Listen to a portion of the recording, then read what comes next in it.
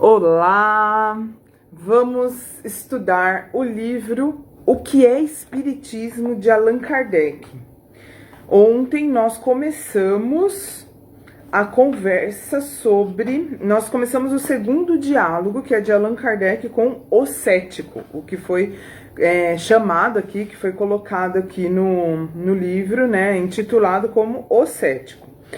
E aí, continuando esse mesmo diálogo, é uma parte que fala sobre dissidências. Deixa só eu arrumar aqui para ficar numa posição melhor.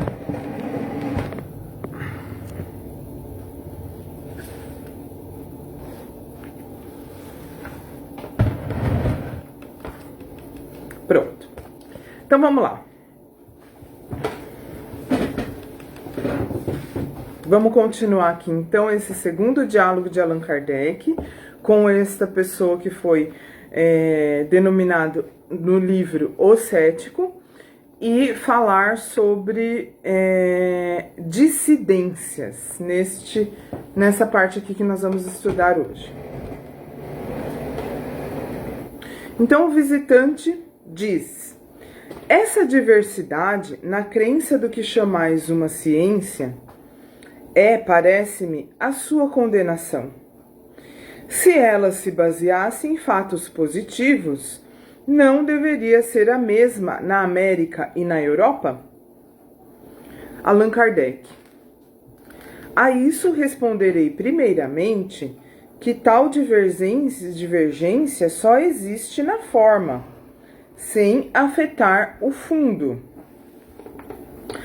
Quer dizer, a pessoa está perguntando para ele, mas espera aí, nos Estados Unidos, na América e na Europa são diferentes as manifestações, a forma como o espiritismo acontece, é estudado. E por que é tão diferente assim, já que você está dizendo que é ciência, que se trata de uma ciência? Aí Allan Kardec começa dizendo o seguinte: essa diferença aí que você está falando não é da essência, é só da parte aparente, é só do formato. Então, a isso responderei primeiramente que tal divergência só existe na forma, sem afetar o fundo.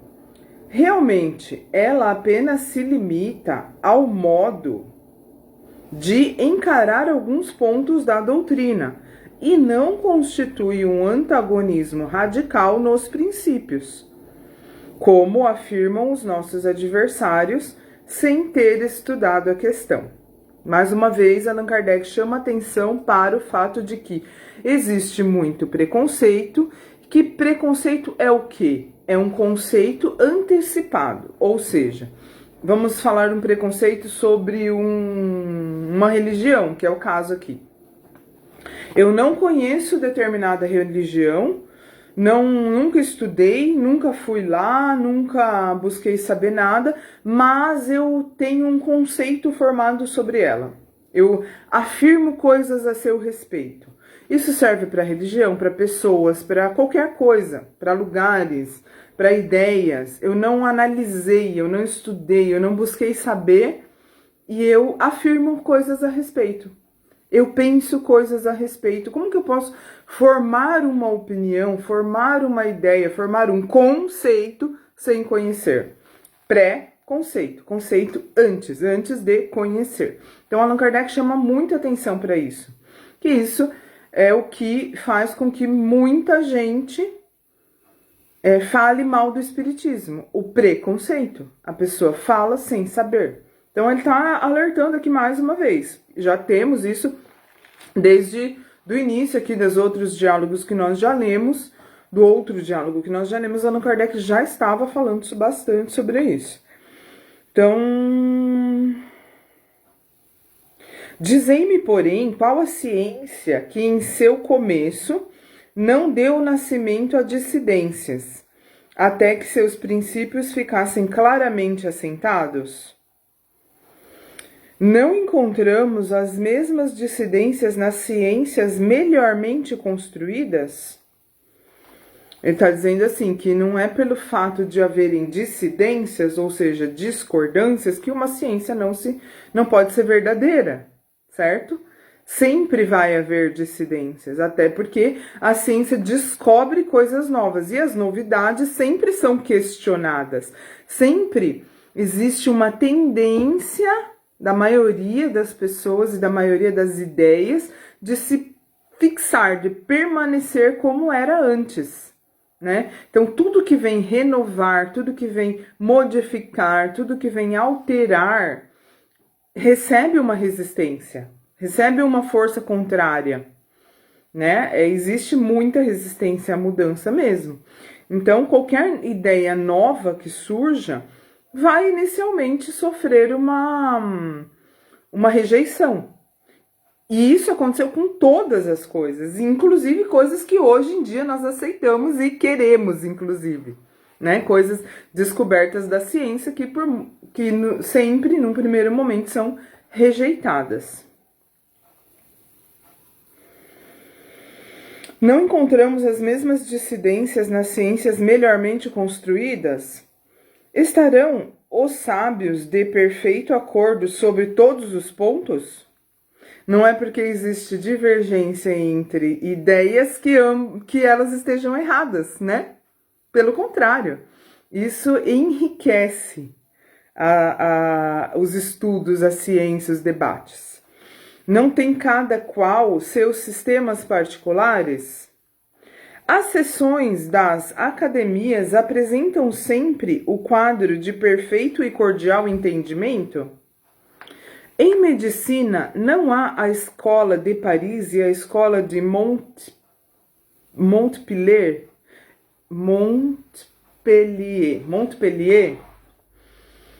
Cada descoberta em qualquer ciência não tem produzido cismas entre os que querem adiantar-se e os que desejam estacionar? Referindo-nos ao Espiritismo, não será natural que, ao surgirem os primeiros fenômenos, quando eram ignoradas as leis que os regem, cada pessoa tivesse um sistema e houvesse encarado os fatos de um modo particular? Né? Por que pode ser assim com tudo e não com o Espiritismo? Não existe uma determinação, você tem que pensar assim se você se diz espírita. Pelo contrário, o Espiritismo é muito livre, estimula muito o raciocínio e é algo aberto para ideias que não firam que não firam a moral, né? Mas cada um é dono da sua vida, cada um é dono da sua mente, cada um pensa da forma como compreende ser.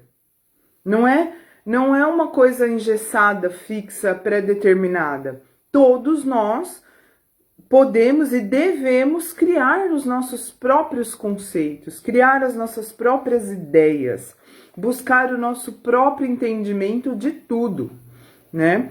E isso é, inclusive, estimulado pelo Espiritismo. Então, não faz sentido você querer que seja um negócio fixo, que é isso e pronto, todo mundo tem que acreditar e não pode questionar, né? É o contrário, o Espiritismo não tem isso.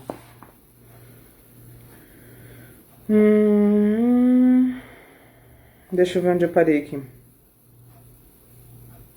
Bastaram apenas alguns anos para que ficasse estabelecida a unidade grandiosa que hoje prevalece na doutrina e que prende a imensa maioria dos adeptos, com exceção de algumas individualidades que nesta, como em todas as coisas, se apegam às ideias primitivas e morrem com elas. Qual a ciência, qual a doutrina filosófica ou religiosa que oferece um exemplo igual? Apresentou o Espiritismo a 100ª parte das cisões que durante tantos séculos dilaceraram a Igreja e que ainda hoje a dividem? É realmente curioso ver as puerilidades a que recorrem os adversários do Espiritismo. Não indicará isso uma falta de argumentos sérios? Então tá falando assim, é interessante ver como os adversários do espiritismo, aqueles que não são pessoas que realmente querem aprender, que realmente estão interessadas em compreender. As pessoas são adversários, que significa o quê? Pessoas que estão contra, independente do que aconteça. Não querem saber, não querem estudar, não querem questionar com argumentos sinceros, não estão sinceramente abertas a compreender e a conversar a respeito. Estão simplesmente querendo ser adversários. Para isso, Allan Kardec diz que é interessante ver como essas pessoas se apegam a coisas tão pequenas, a formas, a palavras. Lembra que ontem a gente estava falando sobre isso? Que esse rapaz que estava questionando, que está ainda no mesmo diálogo questionando Allan Kardec, estava preocupado com o nome. Por que é espiritismo e não espiritualismo? Sabe, se apegando a coisas tão superficiais e não buscando a fundo as respostas. Então, tá falando, Allan Kardec está fazendo essa pergunta. Será que isso não é falta de argumento? Será que não é assim, birra, aí é palavras minhas, birra de criança? Você não quer porque não quer, e daí não tem um sentido, não tem uma lógica, não tem uma seriedade nessa sua negativa, não tem nenhuma razão de ser, não tem nenhuma explicação, então fica se apegando a umas coisinhas, sabe? Tipo assim, eu tô aqui fazendo evangelho, daí alguém fala que não foi bom o estudo porque o meu óculos é preto, né? Pode falar que não foi bom o estudo porque não gosta da minha voz, não se deu bem com o meu jeito de falar, que não concorda com a minha interpretação, que não acha bom o espiritismo, qualquer coisa. Mas não coisa do tipo, ela não devia estar usando batom vermelho, né?